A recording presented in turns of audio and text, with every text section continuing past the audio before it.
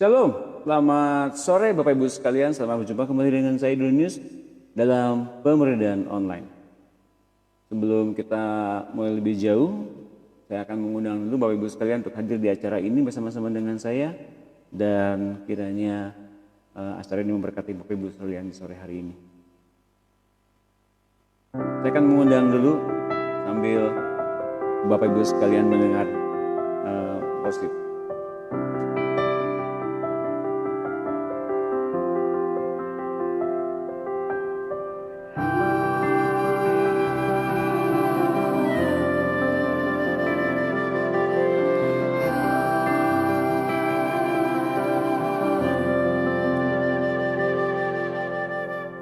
Bagaikan tanah kering yang merindu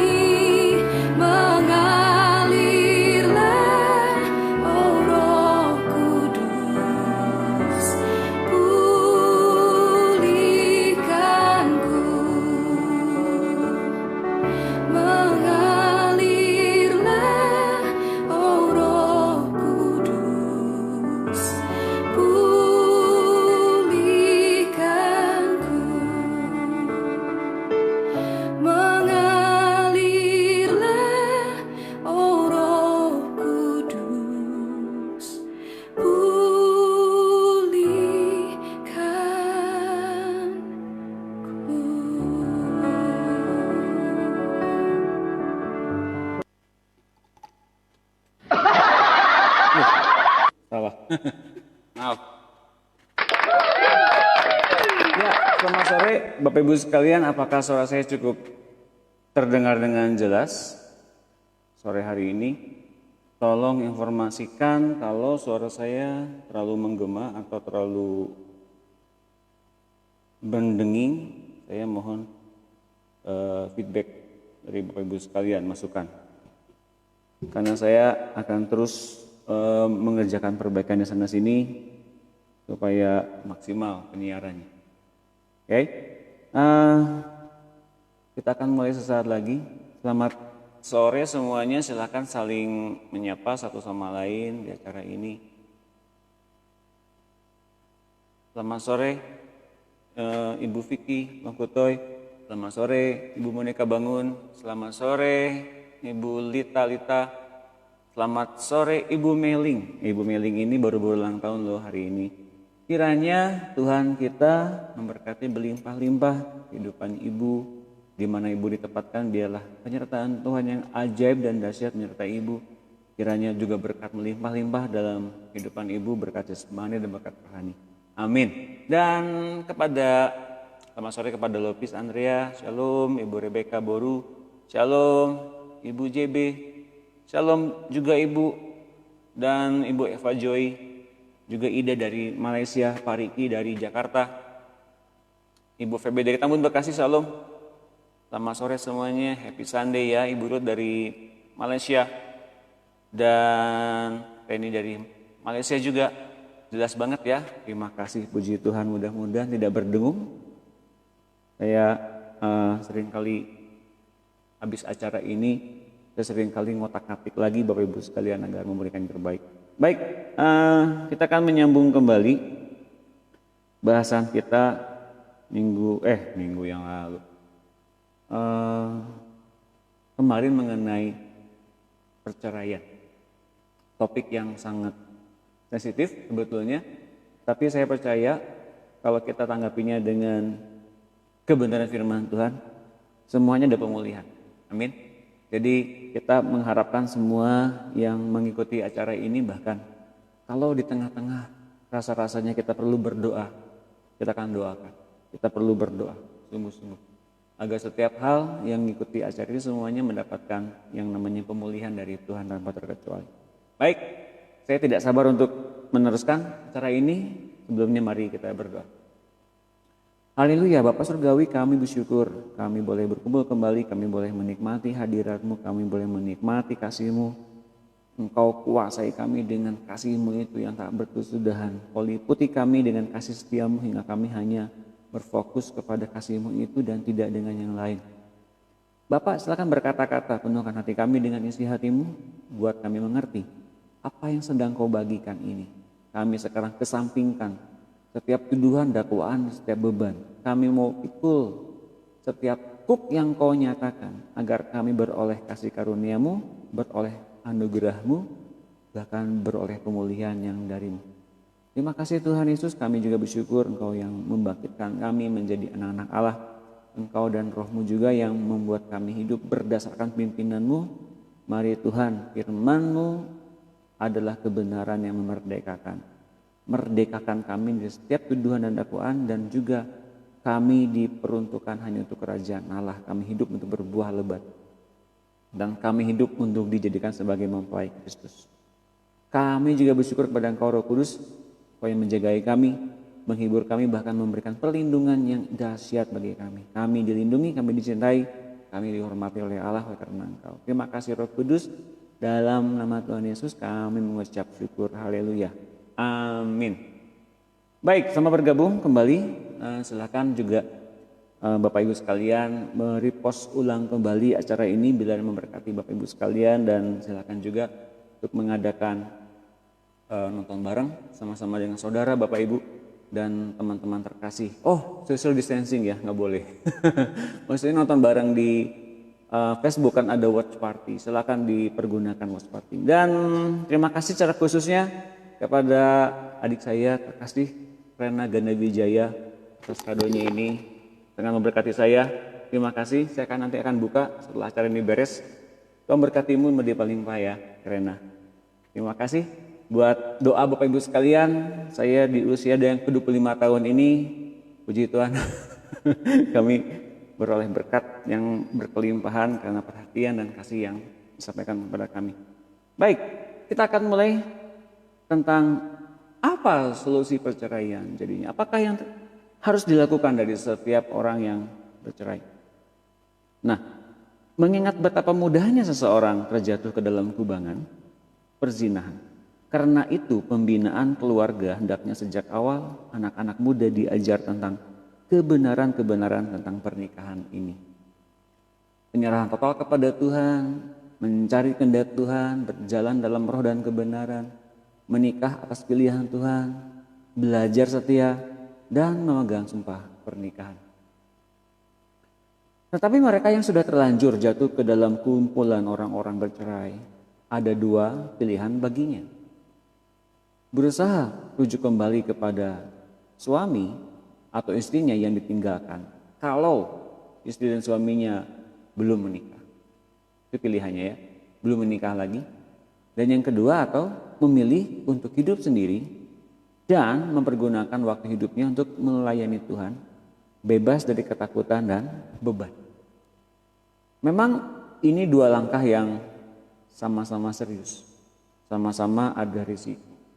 Tapi dua opsi ini, kalau Bapak dan Ibu lakukan saja tanpa melihat kepentingan diri sendiri, atau tanpa melihat kalau gitu gimana, nanti kalau gini gimana, nanti kalau gitu gimana, nanti kalau susah. Bapak Ibu sekalian, Bapak dan Ibu mesti memilih salah satu dari pilihan ini.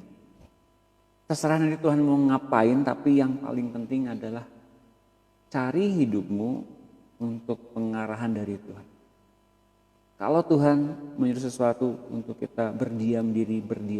Kalau kita disuruh untuk membersihkan masa lalu dan luka batin kita, bersihkan dulu masa lalu kita dan luka batin kita. Benar-benar lakukan itu bersama-sama dengan Tuhan. Mereka harus rela membuang motivasi yang sudah tertanam sejak muda bahwa hidup harus berumah tangga agar bahagia. Banyak sekali culture dalam budaya kita mungkin bilang menikah waktu muda itu lebih bagus karena nanti kalau sudah besar anak-anaknya masih kalau sudah anak-anak dewasa kita masih muda. Ya, kalau kita betul-betul dituntun oleh Tuhan dalam pernikahan yang masa muda gitu, silakan saja. Tapi biasanya konsep berpikir awalnya review sekali lagi dari hari kemarin bahwa orang menikah itu untuk mencari perlindungan. Karena masalah yang lainnya adalah dalam keluarga yang bersangkutan mengalami kedinginan atau mengalami broken home. Jadi mencari perlindungan dari perkawinan. Makanya kawin cepat agar dilindungi oleh suaminya atau mendapat kebahagiaan dari istrinya. Padahal sebetulnya sama aja. Ternyata yang terjadi adalah turun-temurun. Ada perceraian turun-temurun. Kakeknya cerai, anaknya cerai, bapaknya cerai. Ada yang begitu Bapak Ibu sekalian, ya. Jadi makanya kalau kita terburu-buru dalam memilih jodoh, terburu-buru dalam memilih pasangan, langsung nikah karena memang kita punya background keluarga yang kurang baik atau enggak harmonis, maka itu mesti dibereskan dulu. Ketemu dengan Tuhan dulu dan betul-betul tanya sama Tuhan, hidup saya mesti ngapain? Ya. Dengan kita hidup sendiri, bertanya kepada Tuhan, untuk melayani Tuhan, banyak waktu untuk mencari kebenaran kerajaan Allah sambil memberi diri dibentuk Tuhan untuk tugas yang Dia akan berikan. Nah, seringkali lewat tugas-tugas ini bukan pengalihan kesibukan, bukan. Lewat tugas-tugas ini hati kita dibentuk. Berapa banyak Bapak dan Ibu sekalian yang mengikuti acara ini ternyata lewat hari-hari yang kita lalui bersama-sama, hati mulai terbentuk ya. Hati ini mulai mengikuti dorongan-dorongan dari Tuhan ya.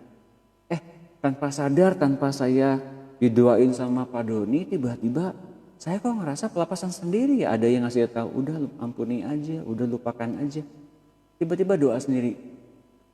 Ngalamin Tuhan sendiri tanpa ditopang doa oleh hamba Tuhan. Itu benar-benar dorongan dari Tuhan. Itu benar-benar kita menjadi anak Allah yang mandiri bersama-sama dengan Tuhan. dipimpin oleh Roh Kudus. Karena apa? Karena hati kita mulai diubahkan.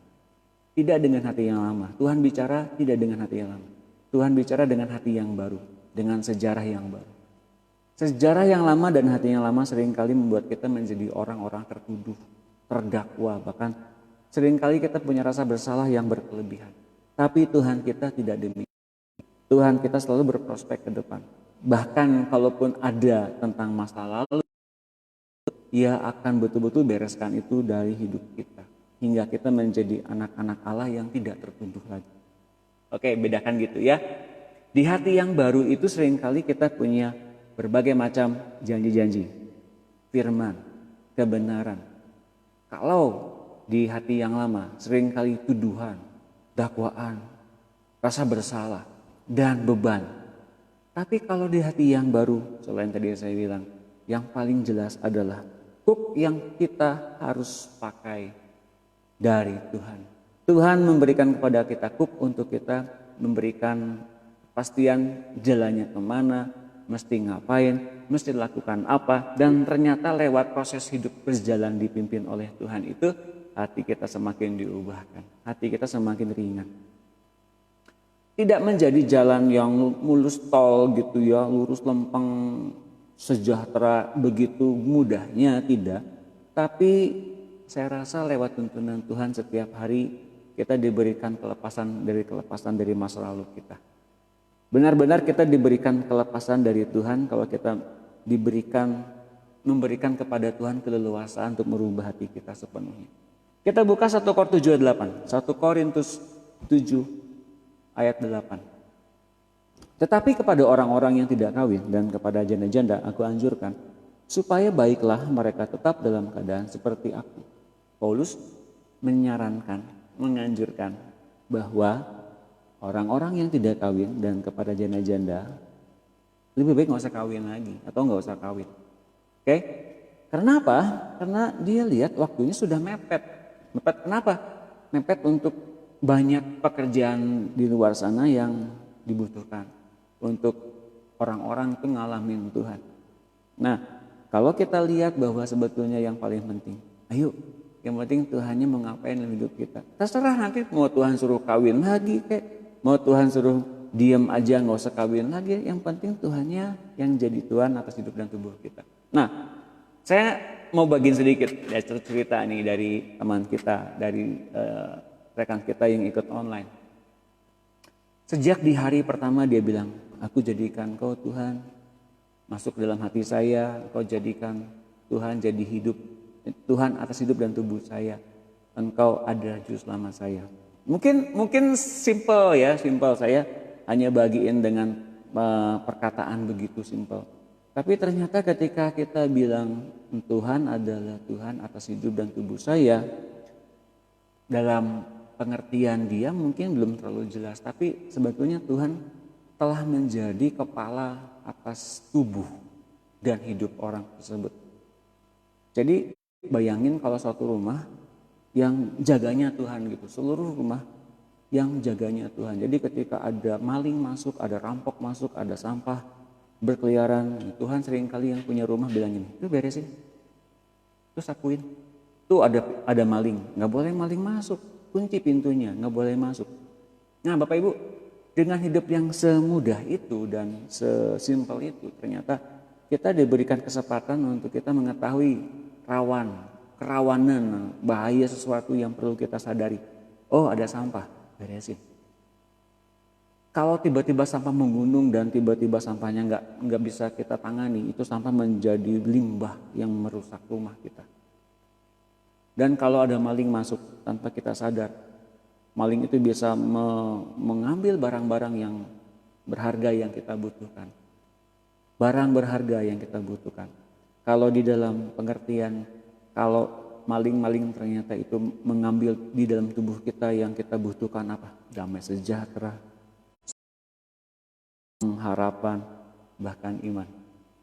Bapak Ibu sekalian, kalau kita menghadirkan Tuhan di hati kita dan tubuh kita, tiba-tiba Tuhan betul-betul menguasai tubuh kita menjadi raja dan kita betul-betul dijadikannya sebagai mempelainya. Dan ketika ibu ini bilang, Pak, kok gitu ya sekarang? Oh, tiba-tiba saya disuruh mengampuni, disuruh untuk mengampuni orang ini, dia disuruh untuk memberikan ketentraman di hati saya.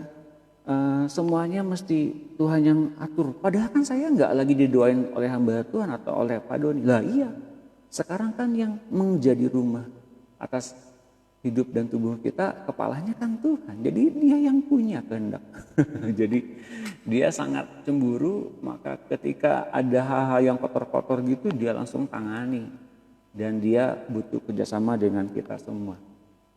Jadi yang paling penting adalah kita sadar kita sedang dijadikan sebagai rumah. Kita dijadikan sebagai rumahnya, kantor kediamannya. Bukan cuma diaman juga, tapi kantornya bekerja.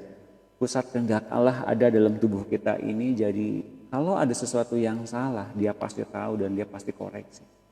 Kalau kita betul-betul mengalami kesadaran ini, kita tuh bukan hidup berdasar hidup kita sendiri saja, tapi benar-benar hidup kita itu berhidup yang berdampingan bersama-sama dengan roh Tuhan yang ada di hati kita. Itu keren banget Bapak Ibu sekalian. Kita berdampingan hidup yang mengalami hidup berdampingan dengan hidupnya Tuhan yang dalam tubuh yang sama ini. 1 Korintus 7 ayat 11. Jikalau ia bercerai, ia harus tetap hidup tanpa suami atau berdamai dengan suaminya. Dan seorang suami janganlah menceraikan istrinya. Nah, seorang suami janganlah menceraikan istrinya. Nanti saya akan bahas di bab setelah ini sesuai dengan apa yang saya tuliskan tadi di tema ya. Perempuan itu wajib bertudung. Bukan bertudung seperti yang kita kenal selama ini. Kalau di tahun-tahun 1920, 30, 40 gitu ya, orang-orang Amerika itu kalau lagi beribadah mereka memakai topi. Mengapa pakai topi? Itu berupa tudung. Kalau Alkitab bilang itu berupa tanda wibawa. Pasti banyak belum tahu ya tanda wibawa itu apa. Tanda wibawa itu dipakai oleh perempuan-perempuan di masa lampau yang mengenal kebenaran, firman dan kebenaran. Mereka memakai seperti topi sebetulnya. Pada zaman-zaman lampau, sekarang enggak lagi. Mereka memakai tanda wibawa karena malaikat-malaikat, Alkitab bilang demikian. Nah, ketika seorang perempuan memakai tanda wibawa, kerajaan Allah memperhatikan. Oh, itu tanda wibawa dari perempuan. Perlu diperhatikan dan perlu dijaga. Lewat penundukan diri kepada otoritas di atasnya, perempuan-perempuan yang memakai tanda wibawa, kemudian mereka diproteksi dengan sangat indah oleh kerajaan Allah. Nanti kita akan masuk ke sana. Tanda wibawa namanya. Ayat 12, pasti banyak belum tahu ya. Sekarang baru tahu. Kalau udah tahu, yuk tepuk tangan. Ya, tepuk tangannya. Ya, kepada orang-orang lain, aku bukan Tuhan. Katakan kalau ada seorang saudara seiman beristrikan seorang yang tidak beriman, dan perempuan itu mau hidup bersama-sama dengan dia, janganlah saudara itu menceraikan dia. Kalau ada seorang istri bersuamikan seorang yang tidak beriman, dan laki-laki itu mau hidup bersama-sama dengan dia, janganlah ia menceraikan laki-laki itu. Karena suami yang tidak beriman itu dikuduskan oleh istrinya. Dan istri yang tidak beriman itu dikuduskan oleh suaminya. Titik. Nah, banyak sekali bilang bahwa Pak, pasti selamat kan ya kalau saya punya pasangan yang belum Kristen. Ya, selamat gimana nih maksudnya? Selamat kan oleh karena dikuduskan oleh suaminya atau pasangannya. Dikuduskan dalam arti selamat lalu masuk ke surga gitu. Iya Pak, kan itu ayatnya kayak gitu. Enggak. Dalam perkara menghasilkan keturunan anak-anaknya yang dihasilkan dari keturunan yang pasangan berbeda keyakinan tersebut, kalau salah satunya ada orang Kristennya atau anak Allahnya, anak tersebut menjadi anak yang sah, anak yang diperhatikan oleh kerajaan Allah, anak yang anak-anak kudus. Loh, tulisannya itu. Andai kata tidak demikian, tentu anak-anakmu adalah anak cemara. Tetapi sekarang mereka adalah anak-anak kudus. Jadi anak-anak yang dilahirkan dari pasangan yang tidak seiman, itu masih disebut sebagai anak-anak cemar atau anak-anak kudus. Kalau salah satu dari pasangan itu ada yang anak Allahnya. Gitu. anak tersebut mempunyai kesempatan untuk kemudian hidupnya mengenal Allah dan dipakai oleh Tuhan luar biasa. Jadi jangan takut.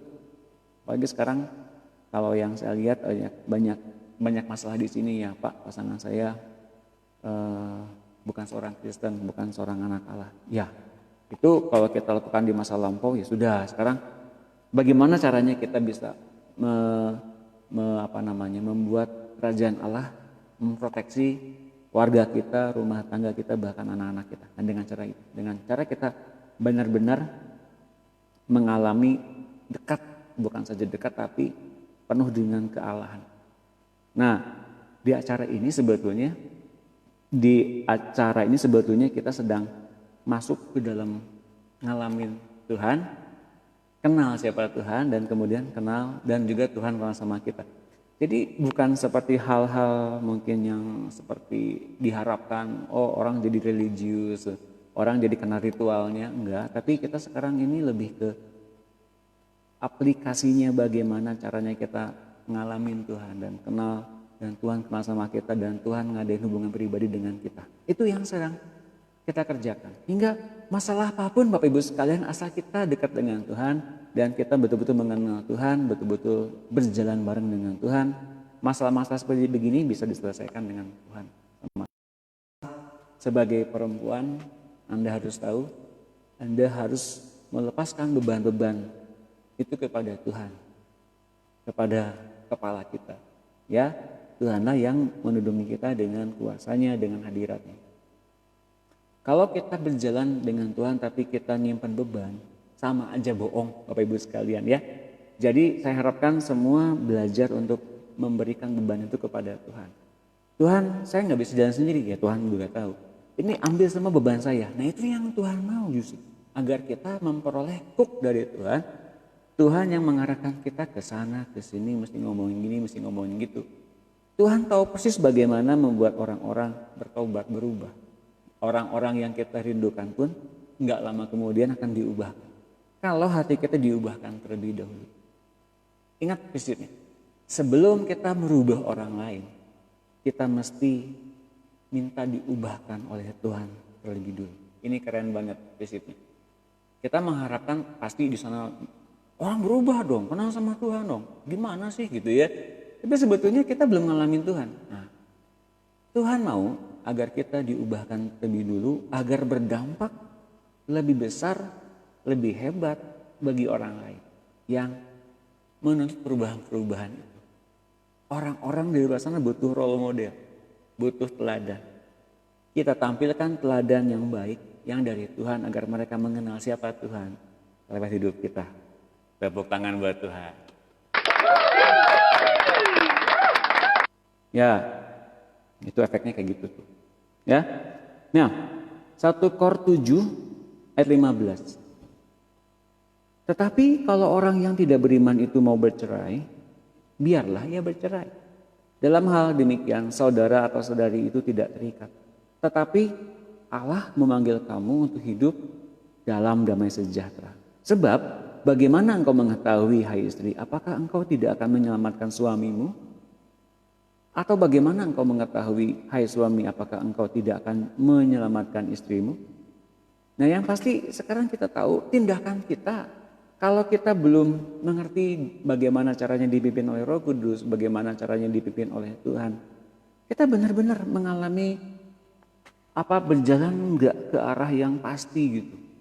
Pasti meraba-raba dalam kegelapan, atau Pak ini gimana caranya ya Pak? Atau kita mungkin tanya kepada orang-orang, tolong doakan saya, pokoknya tolong doakan saya. Tapi orang-orang yang mendoakan pun hanya sebatas mendoakan, nggak bisa sampai dengan orang tersebut lepas dari tekanan, lepas dari himpitan, lepas dari masalah. Betul apa tidak?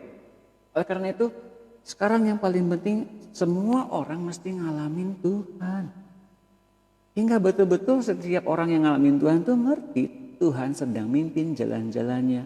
Meskipun tampaknya hari ini, besok dan lusa nggak ada jalan keluar. Tapi ketika orang percaya nih tahu Tuhan sedang mimpin, hidupnya tuh udah beda gitu loh. Ketika kita udah jalan bersama-sama dengan Tuhan, hidup kita udah beda. Bedanya kenapa? Ada satu pengharapan. Ada satu damai sejahtera, ada sukacita yang menyertai kita. Dan kalau kita terus menerima itu semua, itu hati kita diubahkan dan situasi dan kemudian suasana kita pun diubahkan oleh Tuhan.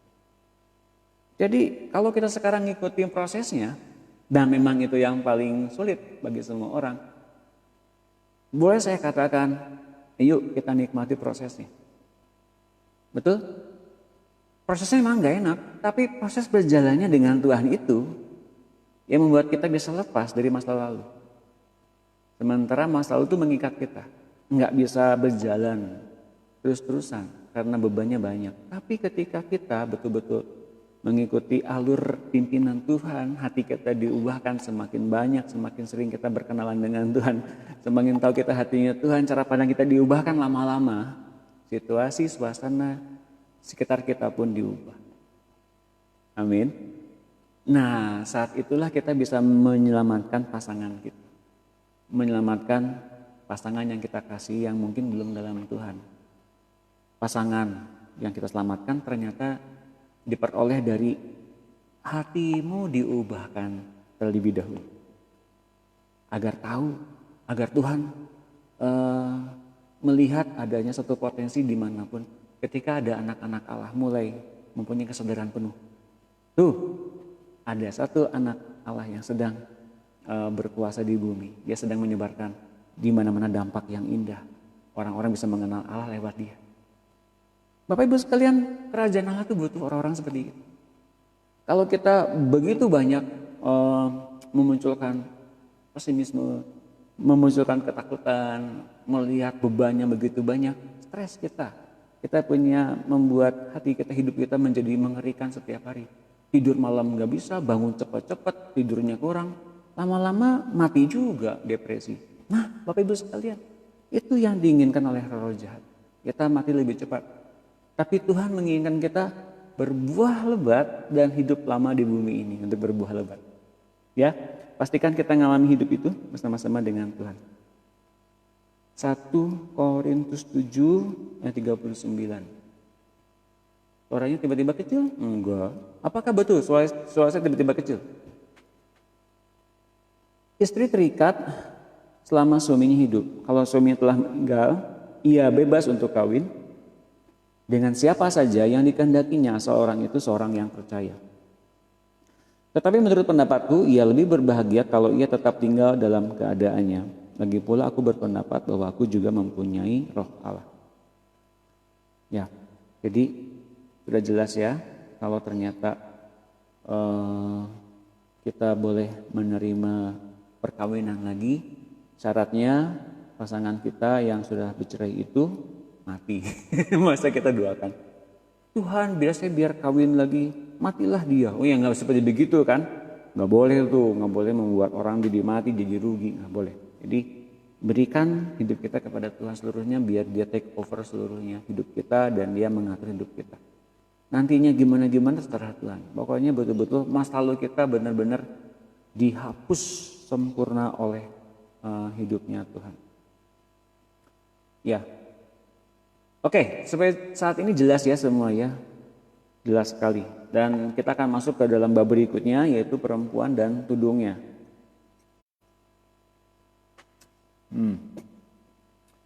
Tudung kepala. Apa yang ditulis Paulus adalah benar. Ia mendasarkan tulisannya pada posisi seorang wanita dalam hubungannya terhadap laki-laki. Wanita diciptakan karena laki-laki. Wanita adalah bagian dari laki-laki. Kita udah jelas banget membagikan mengenai, ayo balik lagi ke originalnya. Itu prinsip kehidupan seorang Kristen. Kembali ke original semula kita itu seperti apa sebelum berdosa. Kalau kaitannya dengan Adam dan Hawa. Masalah manusia semua sampai dengan saat ini adalah karena masalah manusia berdosa dalam hadirat Allah. Manusia yaitu Adam dan Hawa berdosa di Taman Firdaus. Di Taman Eden di Firdaus tepat. Mengapa dalam hadirat Allah orang bisa berdosa? Begitu ya. Itu kita masih tahu, itu kembali ke originalnya, ke semula. Entah itu masalah perkawinan, kesehatan, masalah pelayanan di gereja, masalah finansial apapun. Yuk balik ke originalnya. Kesampingkan kalau kita punya masalah ini, kelihatannya ini, Pak biaya membengkak, Pak biaya hidup membengkak, Pak COVID-19, Pak gitu ya. Balik lagi ke originalnya. Anda bisa mengerti sekarang kalau kita bilang bahwa back to the original, back to the origin, kembali ke originalnya. Artinya hanya ada kita dan Tuhan di sana. Hanya ada kita dan Tuhan dan Taman Eden di Firdaus. Bayangkan begitu ya. Hingga kita tidak sempat makan racun dari buah pengetahuan baik dan jahat. Oke. Tapi kita makan dan meraih dari buah pohon kehidupan. Lewat firman, lewat rema dari Tuhan. Dan kalau kita masuk ke dalam hidup yang original seperti itu, kita akan tinggal di Firdaus.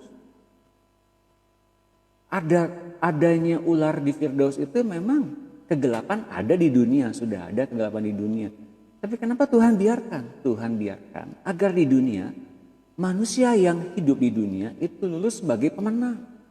Sekolah di dunia agar disempurnakan di dunia ini, itu memang Tuhannya maunya begitu. Jadi kalau engkau nyari bahagia di dunia, jelas salah. Kalau engkau nyari aman di dunia, jelas salah banget. Anda harus mengerti bahwa kita semua tinggal di Firdaus, tinggal di Taman Eden. Ada Tuhan di situ meskipun ada ular. Jangan lihat ularnya dan godaannya, jangan, tapi lihat Tuhannya. Tuhan berikan kepada kita buah pohon kehidupan. Sejak hari itu kita ngerti. Oh, ternyata saya hanya membutuhkan untuk mendengar Tuhan saja. Operasinya di Taman Eden, tapi ada ular, nggak ngaruh. Karena kita adalah hadirat Allah. Itu yang dimaksud dengan back to the origin, atau kembali ke originalnya seperti itu. Mengerti ya? Dan kalau kita memahami ini dengan jelas, kita menjadi orang yang nggak sibuk dengan segala kekurangan kita, segala kekhawatiran kita, segala bahaya-bahaya, tulah-tulah berapi. Ada panah-panah berapi, ada tulah-tulah, ada penyakit sampar. Oke, itu ada di dunia dan bagi orang-orang dunia.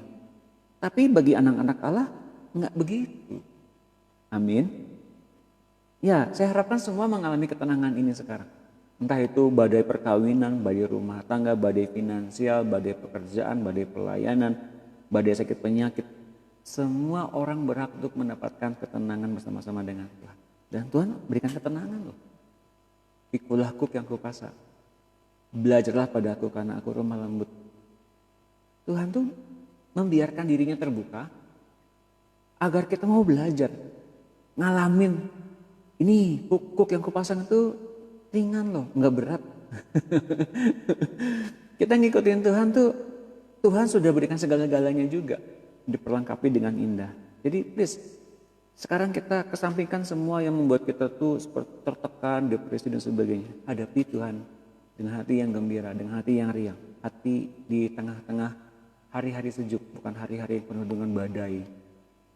Ya, wanita diciptakan karena laki-laki. Ini originalnya, lihat. Wanita adalah bagian dari laki-laki. Ia akan menempati posisi terbaik. Ia akan menempati posisi terbaik sebagai penolong laki-laki. Untuk itu wanita perlu dinaungi oleh seorang laki-laki demi agar dapat berdiri dengan benar di muka bumi. Agar dapat menjadi satu tim bersama seorang laki-laki untuk melakukan program Tuhan di muka bumi. Jadi mengapa Adam itu memerlukan perempuan? Karena Adam membutuhkan penolong. Maka seorang penolong tersebut mesti berdiri secara sejajar dengan laki-laki. Karena wanita tersebut, perempuan tersebut berasal dari laki-laki juga. Berasal dari tulang rusuknya juga. Kalau kita lihat sebetulnya Hawa ini adalah bagian dari Adam. Bagian dari Adam itu maksudnya bagian dari tubuhnya Adam. Bagian dari tulang yang dijadikan oleh Tuhan jadi bentuk seperti Adam, namun dalam rupa perempuan. Mengerti ya? Jadi Hawa itu adalah Adam dalam rupa perempuan. Pahami ini. Nanti kita akan masuk ke dalam original yang lebih dalam lagi dari ini. Tapi kalau Anda belum mengerti ini, nanti kerepotan untuk mengenal Tuhan. Oke? Jadi Hawa itu adalah bagian dari Adam. Hawa itu adalah Adam dalam rupa feminin. Jadi kalau ada yang menuntut emansipasi perempuan agar menjadi laki-laki, itu orang yang nggak tahu posisinya sebagai perempuan di hadapan Tuhan. Mengerti nggak? Back to the original. Perempuan harus mengerti bahwa ia menjadi penolong bagi suami. Kalau engkau jadi penolong buat suami, berarti engkau punya kekuatan, punya potensi yang bahkan engkau belum tahu kekuatannya sampai di mana. Betul tidak?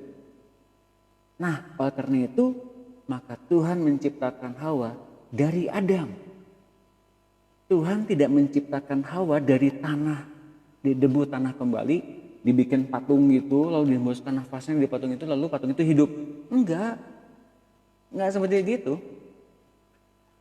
Tapi Tuhan membentuk perempuan dari Adam, mengambil tulang rusuk dari Adam, lalu dari tulang itu dibangunnyalah perempuan dinamakan Hawa. Kata Adam kepada Hawa, apa katanya? Ini dia, daging dari dagingku, tulang dari tulangku. Karena itu manusia itu menjadi satu karena mereka satu daging. Jadi Adam dan Hawa itu satu atau manunggal dari tubuh yang sama. Oke, ngerti ya? Ngerti ya? Jadi sekarang hai engkau laki-laki, engkau jangan pukul istrimu lagi. Kalau engkau pukul istrimu, engkau luka juga. Hai kau perempuan, kalau engkau punya potensi yang besar, punya power yang besar, engkau menjadi punya penghasilan yang lebih besar dari suami, engkau kalau ngatain suami, dasar kamu nggak berguna, kamu nggak punya kemampuan cari duit. Waduh, laki-laki menjadi laki-laki yang nggak punya power, laki-laki yang kehilangan identitasnya, laki-laki yang kemudian dihajar habis-habisan oleh si setan. Oke, jadi sekarang kita ngerti ya, ini dalam, makanya kita belajar keluarga ini penting. Karena ini dalam banget, dalam. Jadi kalau kita ngalamin dalam hubungannya dengan Tuhan seperti ini, bisa dipastikan Anda bisa melampaui segala badai sekalipun bersama-sama dengan Tuhan. Amin. Selamat bergabung dengan saya, Pak Dedi Christian Manalu, ini teman saya, sahabat saya dari Medan. Halo Pak Dedi, ini beliau ini ketuanya fellowship-nya di Medan bersama-sama dengan saya. Yes, saya nanti akan ke Medan lagi setelah semuanya beres, ketemu dengan Anda ya Pak Dedi. 1 Korintus 11 ayat 3. Tetapi aku mau supaya kamu mengetahui hal ini, yaitu kepala dari tiap-tiap laki-laki ialah Kristus. Kepala dari perempuan ialah laki-laki dan kepala dari Kristus ialah Allah. Sekarang kita ngerti ya, kepala itu apa sih? Bagian yang sangat krusial atau yang betul-betul menjadi tuan di atas hidup dan tubuh kita. Oke, itu namanya kepala. Lihat ayat 8-nya. Sebab laki-laki tidak berasal dari perempuan, tapi perempuan berasal dari laki-laki. Lagi pula laki-laki tidak diciptakan karena perempuan, tetapi perempuan diciptakan karena laki-laki. Perempuan itu punya purpose. Dia bisa membuat laki-laki, suaminya, kepalanya menjadi kepala atau suami yang berotoritas tinggi. Karena memang tinggi di hadapan Allah. Tugas perempuan, ngangkat suaminya. Tugas perempuan, betul-betul harus mengembalikan posisinya sebagai kepala yang berotoritas. Maka perempuan disebut sebagai penolong bagi laki-laki. 1 Korintus 11 ayat 3 dan 8. Ya. Jadi kita sekarang ngerti perempuan diciptakan karena laki-laki. Tapi perempuan, laki-laki tidak diciptakan karena perempuan. Tapi perempuan diciptakan karena laki-laki. Jadi perempuan itu punya purpose, mengembalikan posisi laki-laki menjadi betul-betul di mata Tuhan penuh dengan kuasa dan otoritas. Ayat 10 ini ya. Sebab itu perempuan harus memakai tanda wibawa di kepalanya oleh karena para malaikat. Nah, ayat ini yang tadi saya bilang. Mengapa semua perempuan di masa lampau itu memakai tudung kepala? Nanti saya akan bagikan. 1 Korintus 11 ayat 11. Sekalipun demikian dalam Tuhan tidak ada perempuan tanpa laki-laki dan tidak ada laki-laki tanpa perempuan. Sebab sama seperti perempuan berasal dari laki-laki, demikian pula laki-laki dilahirkan oleh perempuan dan segala sesuatu berasal dari Allah. Nah, jangan sampai ada satu penyalahgunaan wewenang di sini. Si laki-lakinya bilang ketika dapat firman ini, saya adalah kepala dan otoritas atas hidupmu. Masih nurut sama saya. Wah, gitu ya laki-laki begitu. Ingat, di hadapan Tuhan kita semua sama jadi mempelai Kristus. Laki-laki itu kepalanya siapa? Kristus. Jadi kita nggak bisa sembarangan memakai kuasa dan otoritas sebagai orang-orang yang berkuasa lalu anggap enteng, anggap remeh, lalu menekan ke siapa aja di bawah kita. Enggak, kita tuh punya otoritas untuk satu maksud. Apa? Ada submission. Jadi kalau engkau sekarang punya otoritas, punya kuasa, cari kepada siapa Anda mempercayakan diri untuk Anda submit kepadanya. Saya ulangi lagi ya. Kalau sekarang Anda merasa punya otoritas dan punya kuasa yang besar dari Tuhan, punya pengertian begini, kita semua harus mencari seseorang untuk kita submit kepadanya. Di gereja kita sebutkan sebagai gembala, pastor. Di persekutuan kita bilang mungkin ada bapak rohani, ada kakak rohani. Kalau kita mempunyai seseorang untuk kita percayai sebagai submit, itu dorongan Tuhan. Demikian, Tuhan, aku ingin belajar tentang firman Tuhan, aku belajar tentang penundukan diri. Kepada siapa engkau tunjukkan? Aku mesti submit, mesti betul-betul menerima koreksi dari dia. Dan Bapak Ibu sekalian mesti percaya orang tersebut mengkoreksi untuk kebaikanmu, bukan untuk menjatuhkanmu. Meskipun nada bicaranya mungkin nadanya mungkin nggak enak, tapi sebetulnya orang tersebut bertugas untuk mengkoreksi Anda gitu. Anda betul-betul harus betul-betul lemah lembut, betul-betul submit kepada orang gitu, karena itu orang pilihan Tuhan. Nah, saya pun demikian. Saya sekarang ada satu submission kepada sepasang hamba Tuhan, suami istri. Kami berdua, suami dan istri itu submit kepada beliau. Jadi apapun yang mereka ucapkan saya dengar, meskipun aduh Bapak Ibu, kalau kalau saya sedang sekolah bersama-sama dengan istri saya di persekutuannya beliau itu rasanya saya seperti nggak pernah ada ujung beresnya, selalu ada koreksi, selalu ada membangun saya gitu. Dan saya bersyukur saya ditempatkan di ministry yang dalam bimbingan yang keras. Betul-betul nggak pernah ada kata puas karena Tuhan kita memang menghendaki kesempurnaan. Nah, saya harapkan Bapak Ibu sekalian mengerti sekarang mengapa selalu ada yang harus kita koreksi, karena pengkoreksian atau apapun itu yang dihadapkan kepada kita oleh Tuhan berlangsung sampai dengan kedatangan Tuhan yang kedua kali. Kalau kita nggak dikoreksi, kalau kita nggak pernah berubah, kalau pas kedatangan Tuhan kedua kali kita pasti kelewat. Nggak mungkin kita masuk dalam pengangkatan. Oke? Jadi saya harapkan begitu. Nah, tanda wibawa itu apa? Nanti kita akan jelaskan ya. Perlukah perempuan memakai tudung kepala? Nah, kalau tudung kepala mungkin ada yang pakai veil, ada yang pakai seperti selendang, ada yang memakai seperti topi. Nah, kalau orang-orang Amerika pakai topi biasanya. Pengajaran tentang ini dahulu dianut dengan amat konsekuen di Eropa dan Amerika. Sehingga semua perempuan Kristen nampak memakai topi dengan aneka hiasan di kepala mereka.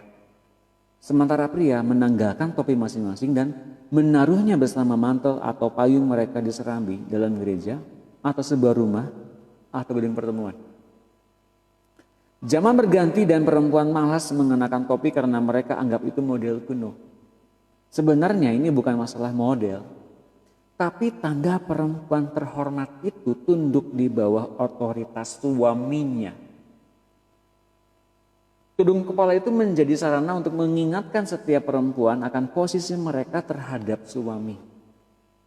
Jadi bila perempuan zaman ini tak suka memakainya lagi, sedikitnya mereka diberi pendidikan.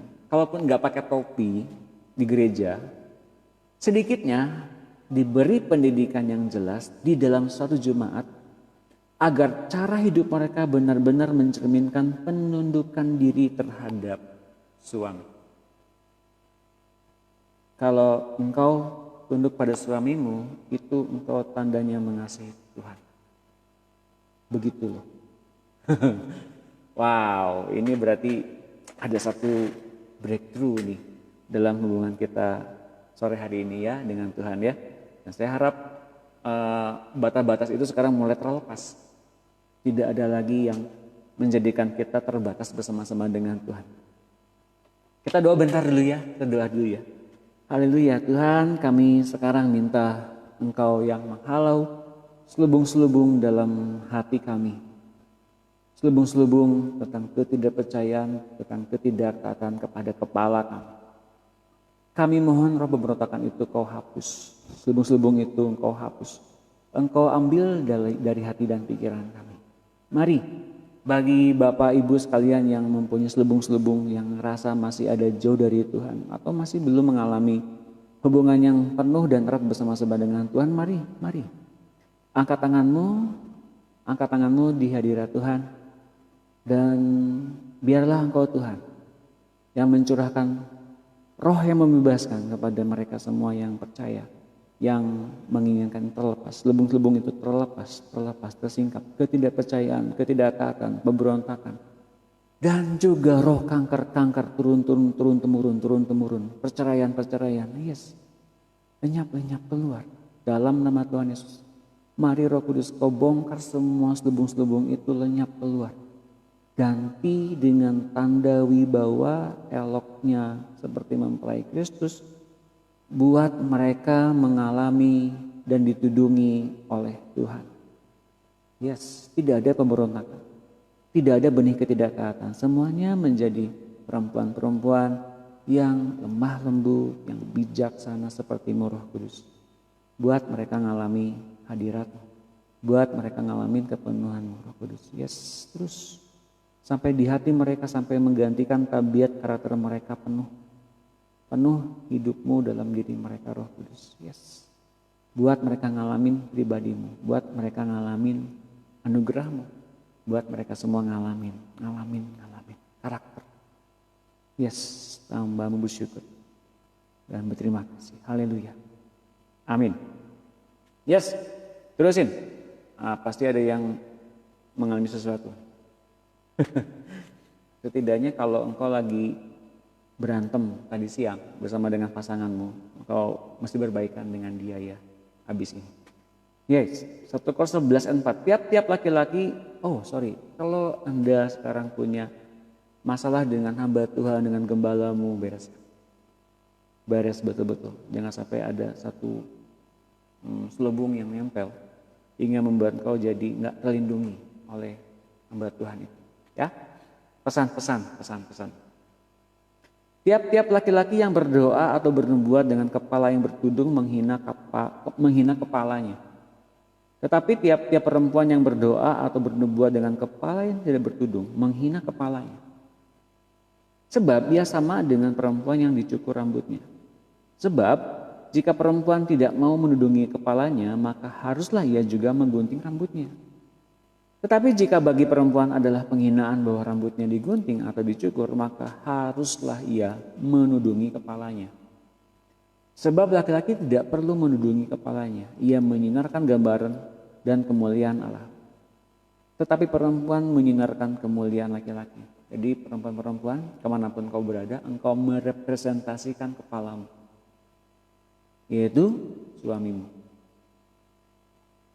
Menjadi perempuan itu, menjadi perempuan yang bijaksana adalah kemuliaan suaminya.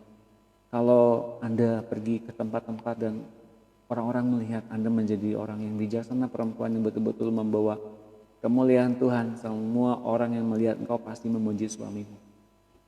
Kalau suamimu bukan orang percaya, orang-orang tersebut pasti akan membuat suamimu bertobat. Enggak lama pasti bertobat. Betul, Bapak Ibu sekalian. Saya mau kasih tahu ya, orang-orang di dunia butuh model, butuh teladan, butuh pimpinan. Kalau ada orang yang bisa menggiring mereka ke dalam satu bentuk hubungan yang lebih deeper dengan Tuhan, lebih dalam dengan Tuhan, atau orang-orang yang betul-betul ngalamin Tuhan lah gitu ya, pasti orang-orang akan tergerak untuk ikutin Anda gitu. Nah, orang-orang ternyata butuh Tuhan, tapi orang butuh leader yang kelihatan. Nah, Anda jadi leader sekarang, Anda jadi pemimpin bagi orang-orang dalam kegelapan masuk ke dalam terang. Yang pertama pimpin adalah suamimu, istrimu, anak-anakmu. Begitu Anda sukses membawa mereka yang kau kasih masuk menjadi orang-orang yang mengasihi Tuhan juga, Anda seorang pemimpin. Amin. Firman-Nya apa tadi? 1 Korintus 11 ayat 4. Ayat 13 sekarang ya, 1 Korintus 11 ayat 13. Pertimbangkanlah sendiri, patutkah perempuan berdoa kepada Allah tanpa menudungi kepalanya?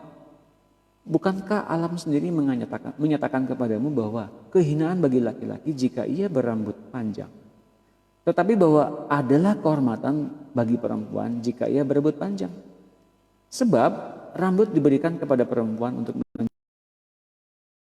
Nah, jadi perempuan tetap membiarkan kepalanya tertutup. Hal sederhana, tapi merupakan satu pengetahuan, tapi pengertian, bukan saja pengertian, tapi bentuk submission yang kelihatan dari kerajaan. Mengapa laki-laki Yahudi memakai kipah atau kipah sebagai tudung di atas kepalanya juga? Orang Yahudi itu pakai kipah yang kepala putih itu ya. Itu tradisi Yahudi dan juga dianut oleh orang Muslim, memakai kufi, kopiah atau topi. Dan pastor-pastor Katolik memakai zuzetto sebagai tanda kerendahan hati. Tanda bahwa mereka adalah orang yang rohani. Tanda pengakuan ada Allah atau Tuhan di atas mereka. Jadi laki-laki yang memakai kopi itu memakai satu tanda bahwa mereka mengakui ada Tuhan di atas mereka. Kepalanya itu Tuhan. Tapi dalam hal ini paham mereka bertentangan dengan paham Paulus. Laki-laki dalam berdoa dan berbuat justru tidak usah bertudung karena laki-laki menyinarkan. Dalam kitab Taurat diatur bahwa seorang suami berhak membatalkan atau membenarkan nazar istri atau anak perempuan yang masih ada di bawah otoritasnya. Jadi kepala di atas itu merupakan satu bentuk penudungan atau perlindungan dan membuat orang-orang yang di bawahnya itu tetap ada dalam pengendalian orang yang menudungi mereka. Termasuk ketika seorang istri salah ngomong, orang suami mesti menegur dan juga setelah menegur langsung berdoa. Tuhan, aku cabut perkataan istriku itu dalam nama Tuhan Yesus. Kata salah ya para suami-suami. Cepat langsung tegur dan cepat omongannya di hadapan Tuhan. Misalnya si istri latah bilang, celaka gua, mati gua. Nah, seorang suami yang betul-betul memiliki memiliki otoritas untuk menudungi istrinya bilang ini, aku cabut perkataan istriku, dalam nama Tuhan Yesus aku cabut kematiannya dan mautnya dan celakanya, keluar dari hidupnya dalam nama Tuhan Yesus. Nah, berhak untuk membatalkan itu. Keren ya.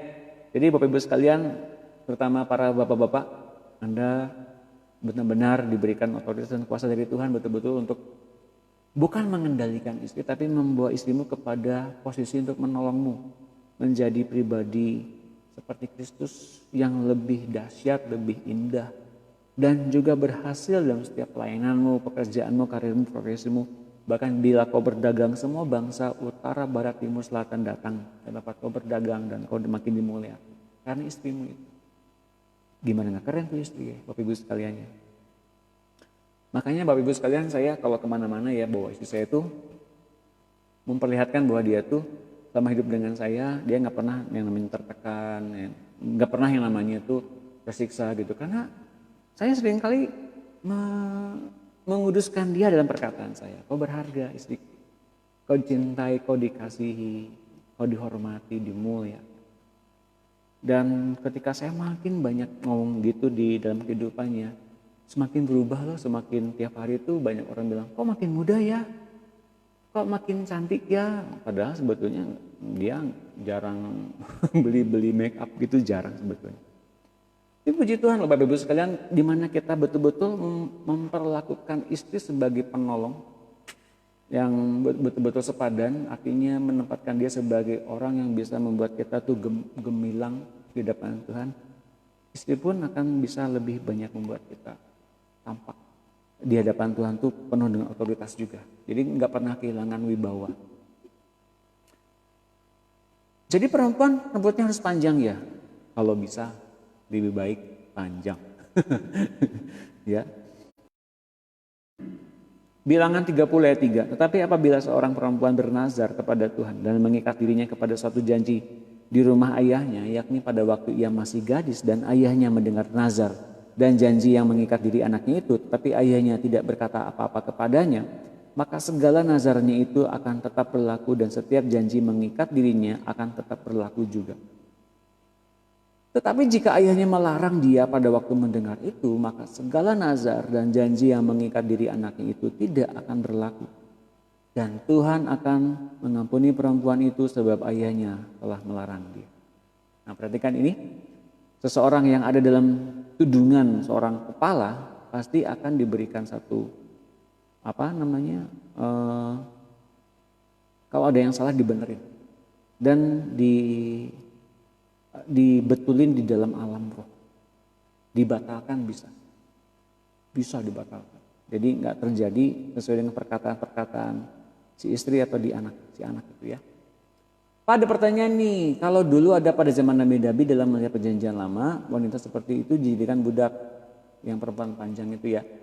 Hal ini masih diberlakukan pada zaman sekarang, pada zaman-zaman tertentu. Walau dengan kata lain,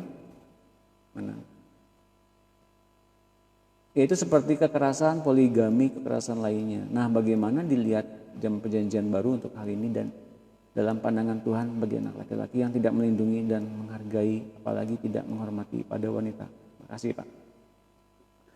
Dan makanya Bapak Ibu sekalian, seringkali kan kita kembali ke originalnya semula. Di mana manusia itu ngalamin dengan Tuhan, hubungan dengan Tuhan indah gitu di Taman Firdaus. Ada pandangan bagaimana orang-orang gak bisa menghargai perempuan karena memang dia terlahir sebagai orang yang secara background mungkin mengalami broken home, mengalami pada hidup di keluarga yang gak harmonis, yang ilusi gitu, kebahagiaan ilusi. Akhirnya kemudian dia meneruskan kembali program itu gak sadar. Contohnya gini, ada anak kemudian melihat bapaknya menyiksa mamahnya. Anaknya anak laki-laki nih misalnya ya, mamahnya disiksa. Nanti saya kalau punya istri, saya nggak mungkin kayak papa saya, nyiksa mama saya. Wah dalam hati mungkin sedih gitu, pengen bela cuma nggak tahu. Atau si anak ini kemudian disiksa sama bapaknya, di abuse, entah itu dikerasin, entah itu di KDRT itu si anaknya. Nanti saya kalau jadi ayah, saya nggak mungkin deh kayak gini, nyiksa anak. Tahu nggak Bapak Ibu sekalian, dengan dia bilang begitu, kemudian nanti kalau dia udah nikah, dia akan memperlakukan hal yang sama. Ada yang begitu? Memang nggak semua sih. Tapi di atas 90% pasti begitu. Mengapa? Dia sudah melanggar tentang aturannya Tuhan. Jangan kau memandang rendah orang tuamu. Dan kemudian di Roma 2 ayat 1. Janganlah menghakimi. Tapi siapa yang menghakimi, dia akan melakukan hal yang sama. Nah ketika dua hukum itu dia langgar, dua-duanya dia lakukan juga. Baik itu ketika dia nanti pas menikah, tiba-tiba punya pekerjaan sekalipun lancar-lancar begitu, tapi tiba-tiba dia mempunyai pengalaman di masa lampau, itu tiba-tiba di set up lagi sama si jahat, trauma-trauma itu. Suatu saat mungkin perjalanan karirnya tiba-tiba tamat, dipecat, lalu tiba-tiba pulang ke rumah, nggak ada pekerjaan, istrinya ngomel-ngomel, disiksa tuh istrinya. Plak, plak, plak, KDRT. Wah, ternyata ngalamin juga apa yang dialami dulu. Papahnya menyiksa dia juga. Jadi ketika punya anak pun, anaknya ngomel-ngomel pengen sepatu baru, pengen tas baru, nggak ada duit, dipukulin anaknya. Nah, sama Bapak Ibu sekalian. Latar belakang seperti itu banyak di dalam keluarga Kristen. Banyak. Kalau kita ngalamin Tuhan dan ngalamin pemulihan Tuhan sampai dengan kita dibilangin seperti ini, baru sadar. Nah, banyak orang yang nggak sadar gitu. Banyak orang yang penting gua nggak ngerugiin orang lain gitu. Yang penting saya nggak ngerugiin orang lain. Yang penting saya berbuat baik, nggak cukup, Bapak Ibu sekalian. Kalau kita akan masuk hal-hal yang menurut kita baik, ternyata nggak baik-baik amat. Sampai dengan kita ngerti betul dipimpin oleh Tuhan dan kita ngerti Tuhan sedang memimpin kita, baru hidup kita diubahkan. Nah, ada yang poligami pada saat-saat dulu ya.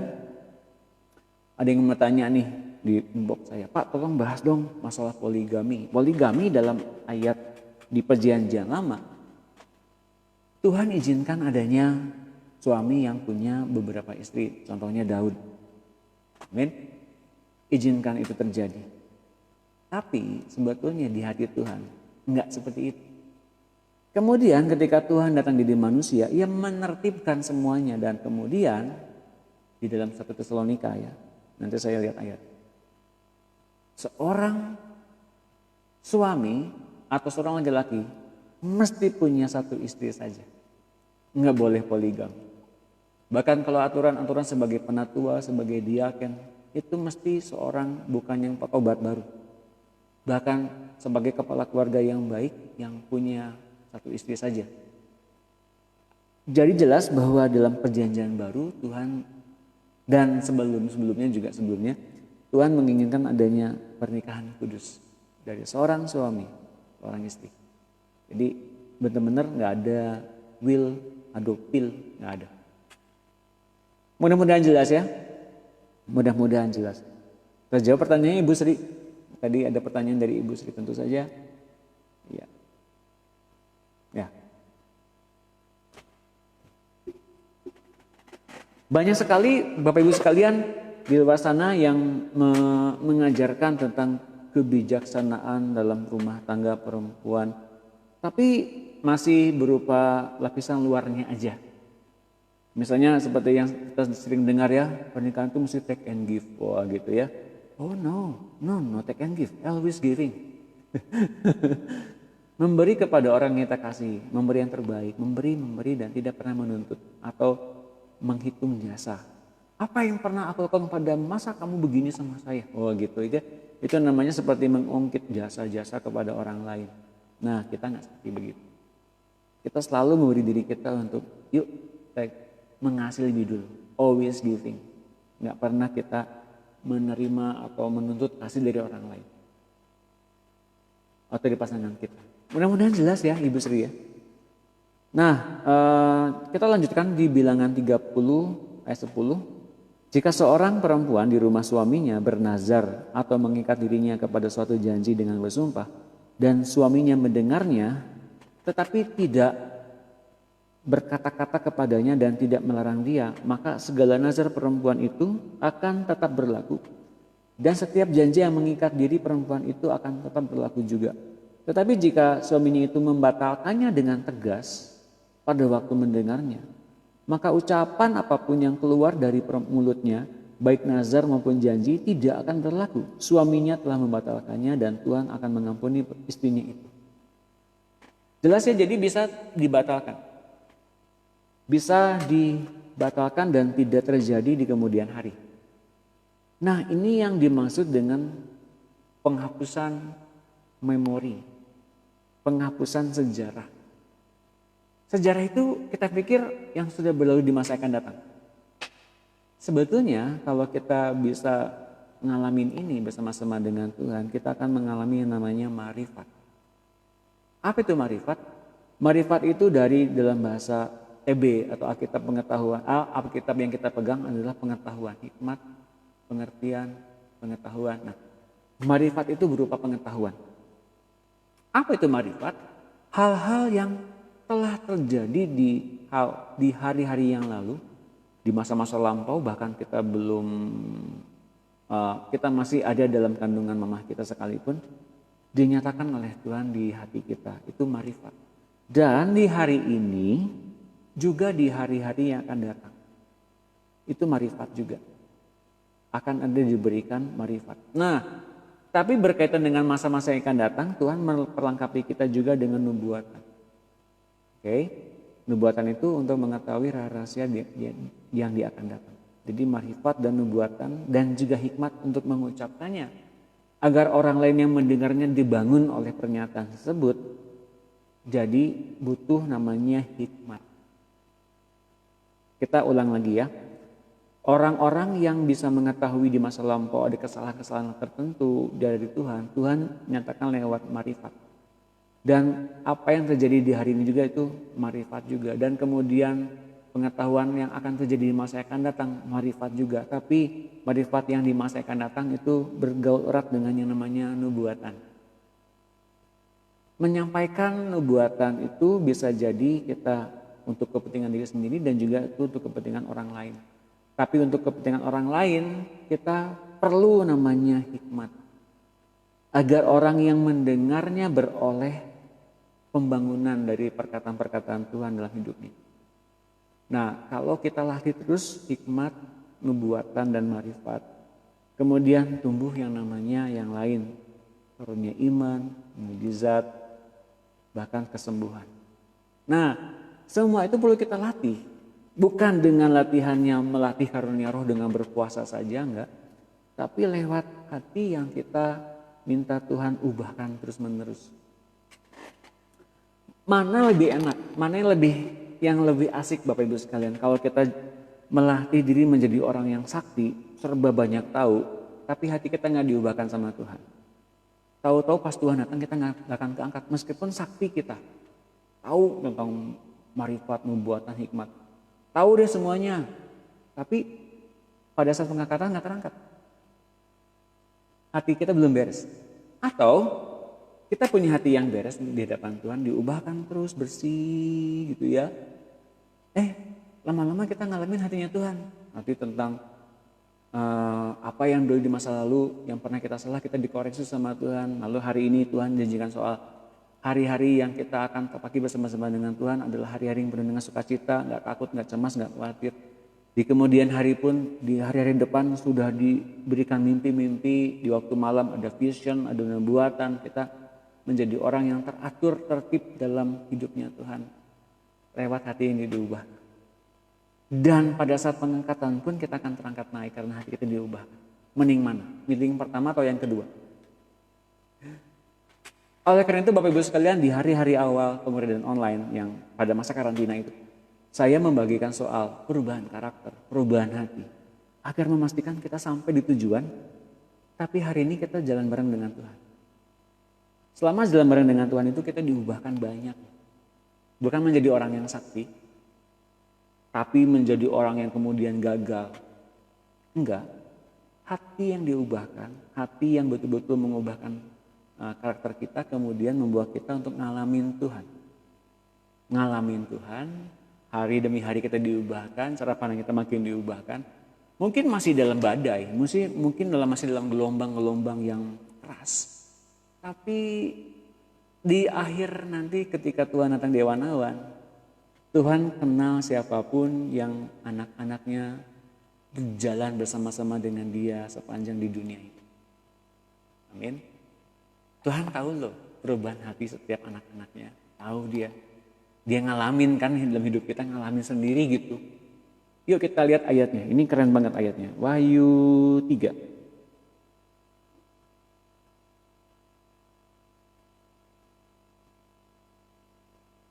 Wahyu 3